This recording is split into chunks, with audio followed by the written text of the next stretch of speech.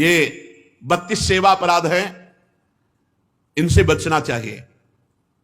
पहला है सवारी पे चढ़ करके भगवान के दर्शन करने जाना।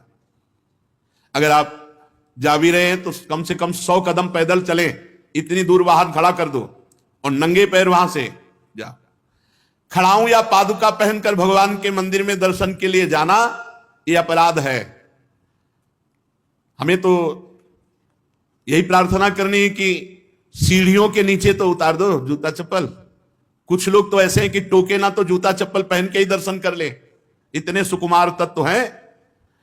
कई ऐसे भगवान के मंदिर में सवारी में चढ़ करके जाना या खड़ाऊं पादुका पहन करके जाना, यह निषेध है, यह अपराध है। दूसरा, रथ यात्रा, जन्माष्टमी, राधाष्टमी, रामनवमी, अगर आप नहीं कर सकते, आप में सामर्थ्य नहीं, तो जहां उत्सव हो रहा हो वहां सम्मिलित हो जाना चाहिए। ये भागवतिक महान उत्सव हैं भगवान के प्रादुर्भाव के, उनमें सम्मिलित हो जाना चाहिए। अगर ऐसा नहीं तो ये भी अपराध के अंतर्गत आता है। तीसरा, भगवान के श्री विग्रह के दर्शन हुए पर आपने प्रणाम नहीं किया। जैसे ऐसे जहां हो इतना जरूर करो, चाहे जिस भगवान के हो, इसमें अनन्यता नहीं है। जैसे परिक्रमा लगाते थे, हनुमान जी की आरती हो रही, जय राधा वल्लभ लाल की, 1 मिनट रुके, उनकी आरती हो रही, महाभागवत है, सब संतों को प्रणाम करते हो, हनुमान जी को प्रणाम नहीं करोगे? हनुमान जी महाभागवत, उनको प्रणाम करने में तुम्हारी निष्ठा बदल जाएगी क्या? जय राधा वल्लभ लाल की आरती हो रही, उसी में दर्शन मेरे प्रभु इस रूप में विराजमान। जो भी देवालय, जो भी मंदिर, अगर हमारी दृष्टि में गए तो ऐसे प्रणाम, उनसे बढ़कर थोड़ी हो। सब में हमारे प्रभु सर्वान वस्तु त्या निरीक्ष परम स्वाराध्य बुद्धिर्मम। प्रभु के श्री मूर्ति के दर्शन करके प्रणाम न करना या जूठे मुंह अपवित्र अवस्था में प्रभु के दर्शन करने जाना। पवित्रता अगर नहीं रहेगी ना तो बुद्धि भ्रष्ट होती रहेगी, पक्का समझ लो। पवित्रता की बहुत जरूरत है। आजकल प्रायः पवित्रता का ज्ञान नहीं रखते हैं। अशुचि अवस्था में दर्शन करना। अगला, एक हाथ से प्रणाम करना भगवान को। जैसे श्री विग्रह भगवान का है, भगवान और संतों गुरुजनों के सामने तो ऐसे, हमको तो ऐसे ठीक है। ये राजकीय विभाग में चलता है, भगवत विभाग में ऐसे चलता है। कर जोड़ करके भगवान को, गुरुदेव को, संतों को ऐसे हाथ जोड़कर, एक हाथ से भगवान को ऐसे नहीं किया जाता, प्रभु को ऐसे नहीं किया जाता। प्रभु के श्री विग्रह के सामने एक हाथ से प्रणाम करना या गुरु जी को, इतने सत्संग नहीं ना, तो प्रायः आजकल के बच्चे प्रियता में दाहिने हाथ में मोबाइल होता है और बाएं हाथ से ऐसे करते हैं। रोज हमें होता है, हमें रोज होता है। और बाएं हाथ से जानते हो किसको किया जाता है? शत्रु को। जब किसी राजा के यहाँ संधि कराने या गुप्तचर या दूत ऐसे, तो अब उस राजा को तो करना ही पड़ेगा, तो बाएं हाथ से करता था। तो वो समझ जाते थे शत्रु पक्ष का है, और वो वीर इतना कि गर्दन उतरा सकता है लेकिन दाहिने हाथ से सलूट नहीं कर सकता, क्योंकि शत्रु पक्ष का है तो बाएं हाथ से करेगा। एक हाथ से प्रणाम करना या बाएं हाथ से प्रणाम कर, आप सत्संग नहीं तो बेचारे नहीं जानते हो। राधा राधा नहीं बोलेंगे, राधा राधा बोलो, तुम्हारी वाणी पवित्र, तुम्हारा जीवन पवित्र। हमें बहुत सुख मिलता है जब कोई रास्ते में जैसे राधा राधा, तो हम खड़े हो जाते हैं। राधा राधा राधा, आपका भी मंगल, हमारे कानों का भी मंगल, और हमारा हृदय गर्व में भरता है, मेरी महारानी जी का नाम लिया जा रहा है। परिक्रमा करते समय प्रभु के श्री विग्रह के सामने आकर के ना रुक करके प्रणाम करना और ऐसे घूमते रहना, यह भी अपराध है। परिक्रमा तो एक परिक्रमा की, सामने आए प्रणाम किया, फिर दूसरी की, फिर सामने आए प्रणाम किया। 4 परिक्रमा अपने प्रभु की होती है, हरिप्रियाजू की 4 परिक्रमा। और प्रभु के श्री विग्रह के सामने पैर पसार करके बैठना है। प्रायः जिनको सत्संग नहीं मिला वैसा, राधा वल्लभ जी में जैसे वो बारंडा है ना सामने, चौकस ऐसे ऐसे बैठ के पैर ऐसे, अपराध है। प्रभु के सामने पैर लंबे करके या ऐसे पैर घुटनों में बांध करके बैठना। प्रभु के श्री विग्रह के सामने दोनों घुटनों को ऊंचा करके, उनको हाथ से लपेट करके, प्रभु के श्री विग्रह के सामने ऐसे नहीं, या तो हाथ जोड़े खड़े रहो या ऐसे हाथ नीचे कर लो, मतलब एक सौम्य मुद्रा होनी चाहिए। यदि वहां खड़े हो, वैसे उचित तो यह कि जितनी देर खड़े रहो हाथ जोड़े खड़े रहो प्रभु के सामने। पर जिनको सत्संग नहीं मिला, जिनको ज्ञान नहीं, तो प्रायः वो ऐसे खड़े होते हैं प्रभु के सामने। और प्रभु के सामने बैठ करके सोना, यह अपराध है, इसमें पाप लगता है, मलिनता हो। जैसे सत्संग में सोना, प्रभु के सामने बैठे हुए सोना, या स्वाध्याय करते हुए, भगवान के श्री विग्रह के सामने पाना।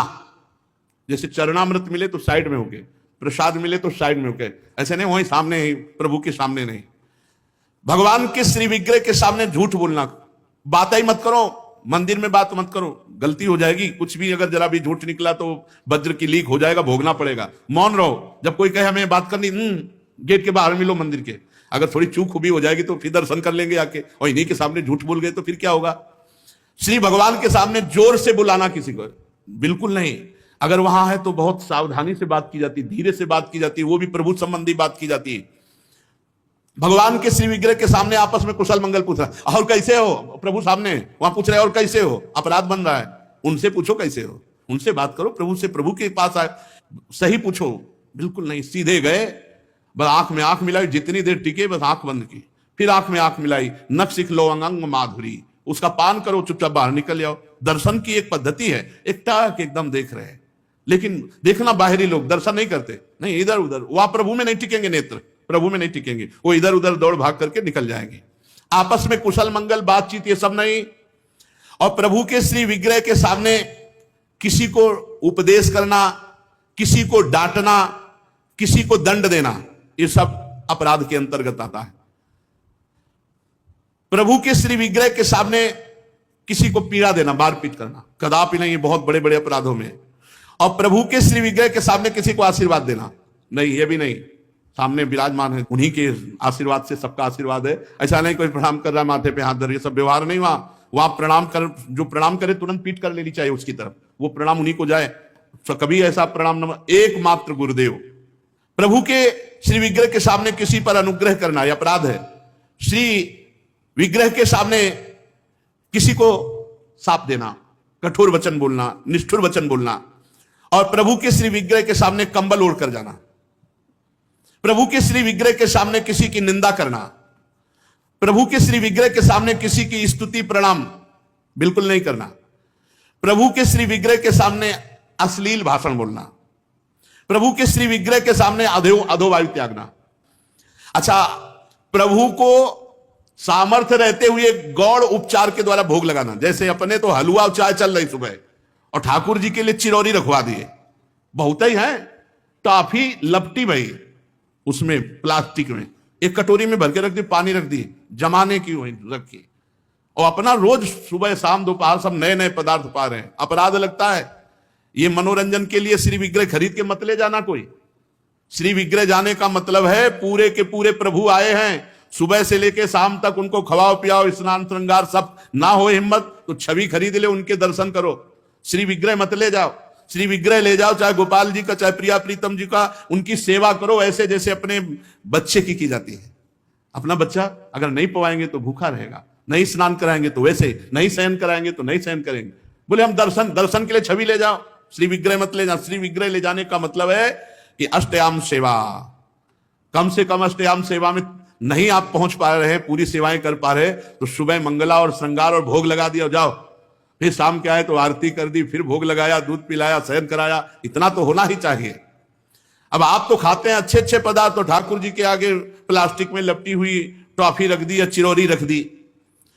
आपकी सामर्थ्य है, सब अच्छे अच्छे कपड़े पोशाक सब पहना सकते हो, ऐसे ठाकुर जी को ऐसे नहीं। आपके पास सामर्थ्य के अनुसार ठाकुर, वैसे तो जी जान से प्यार करो, बहुत कृपाल ठाकुर है, बहुत कृपाल। आपसे बात करने लगेंगे, आपको मना करेंगे, ये नहीं खाना हमें, ये खाना है, ऐसे। अरे आप आसक्ति करके तो देखो, निहाल कर देंगे। और अभी आप यहां पवा, फिर वो आपको अपने यहां ले जाके पवाएंगे, और ऐसा पवाएंगे कि निहाल हो जाओगे। और प्रभु को भोग लगाए बिना कुछ भी खाना पीना ये ठीक नहीं, अपराध के अंतर्गत आता है। वैष्णव होकर, दीक्षा लेकर, सत्संग सुनकर, ये बात जान करके यदि आप बिना भोग लगाए प्रभु को पाते हैं तो अपराध है। ऋतु में जो फल हो सबसे पहले अपने प्रभु को भोग लगाना चाहिए। इस बात में हमने अपने गुरुदेव भगवान को देखा, बड़ी प्रवीणता। चाहे वो सहतूत हो, चाहे बेर हो, जो ऋतु का फल है श्री जी को जरूर पवाएंगे।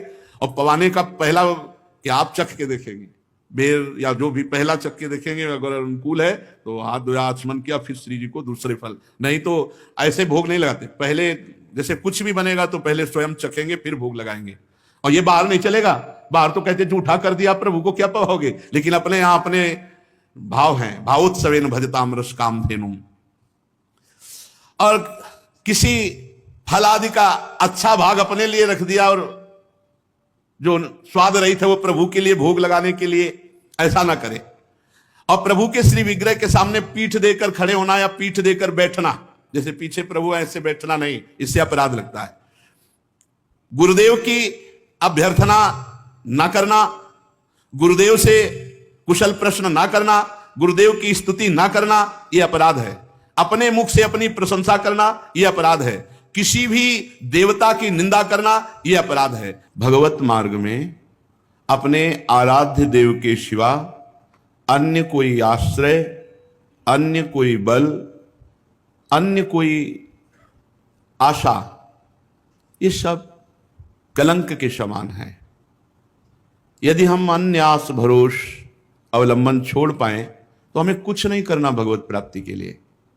सच्ची मानिए, ये अन्य जो स्वीकृति है यही हमको तो भगवत विमुख की है।